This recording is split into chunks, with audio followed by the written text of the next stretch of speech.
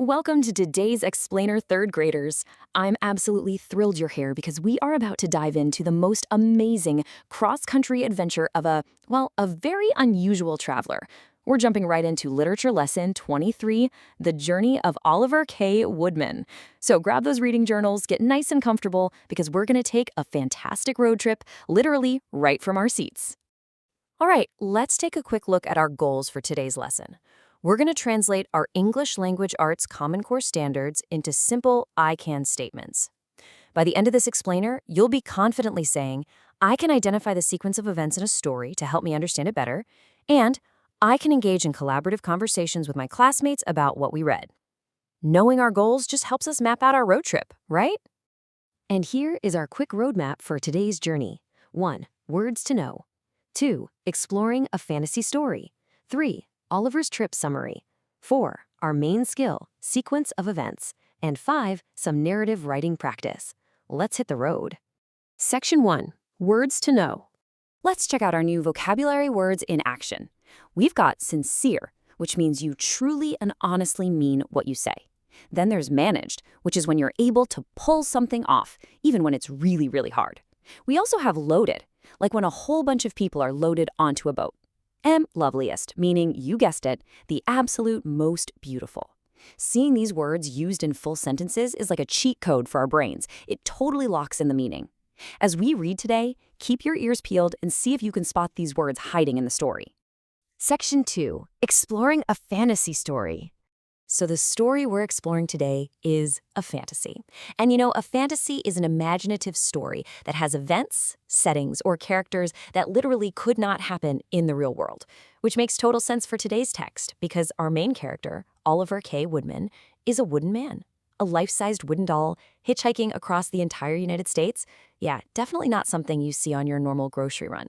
But the really wonderful thing about this fantasy is that even though Oliver is made entirely of wood and doesn't even have a mouth, the illustrator, Joe Cepeda, somehow makes it look like he's smiling at us the whole time. Moving on to Section 3, Story Summary, Oliver's Trip. Okay, let's look at Oliver's massive journey.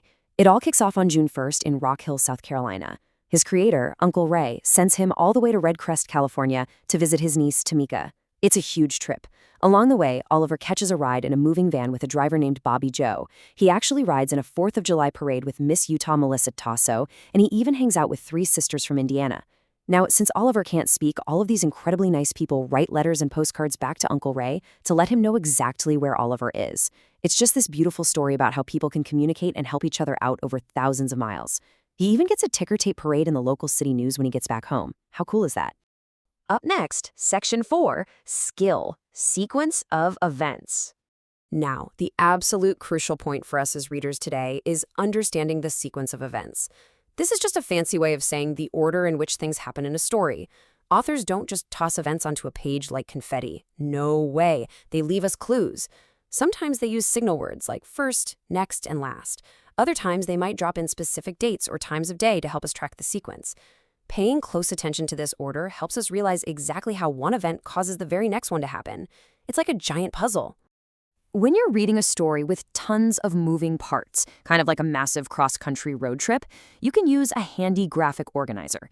You just jot down the first event, draw a little arrow to the second event, and then another arrow to the third. This gives our brains a way to visually organize the plot. It lets you see step by step how every single event builds right on top of the earlier parts of the story. In The Journey of Oliver K. Woodman, our author gives us a really specific type of glue. Because the whole story is told through postcards and letters, the dates at the top of each letter act as brilliant little breadcrumbs to help us build a timeline. First, on June 1st, Oliver leaves South Carolina. Next, we see him on July 4th in that big Utah parade. And finally, on August 1st, he arrives safely at Tamika's house in California. Tracking these dates makes following the plot an absolute breeze. And honestly, it turns you into a real-life reading detective. And finally, Section 5, Narrative Writing Practice. I want you to think back for a second to that incredibly exciting, nail-biting moment in the letters near the end of Oliver's trip. A family was camping with Oliver out in the redwood forest, right? And at 3 o'clock in the morning, they woke up to absolute screams of terror.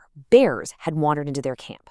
But our brave wooden friend Oliver actually managed to frighten them away and saved the whole family. We only know this happened because the family wrote a letter of sincere gratitude to Uncle Ray. But we never actually got to hear Oliver's side of the story. So here is your performance task for today. What would Oliver say if he had a voice? Grab your pencils, because I want you to write a letter entirely from Oliver's perspective. Tell Uncle Ray exactly how you got to that redwood forest and what was going through your wooden head when you saw those bears. Use super colorful adjectives and really strong action verbs to make the feelings just leap off the page. Remember, writing is just another magical way of sending a message, exactly like Oliver did across the entire country. So, third graders, what message is your Oliver going to send today? Let's get writing.